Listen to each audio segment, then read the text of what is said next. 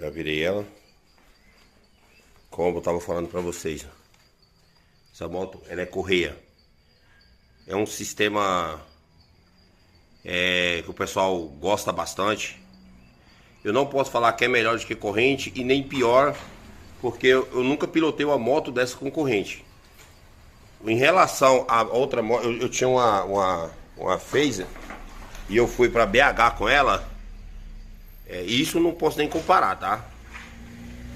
Mesmo porque isso aqui é uma moto de 1000 cilindrada.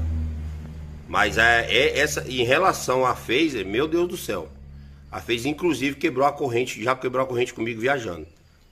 Mas essa aqui, essa correia, e essa correia, pela nota que eu vi da correia, ela tá com 8.000 quilômetros rodados. Ela é para 100.000. Imagina. Então, moto toda sequinha.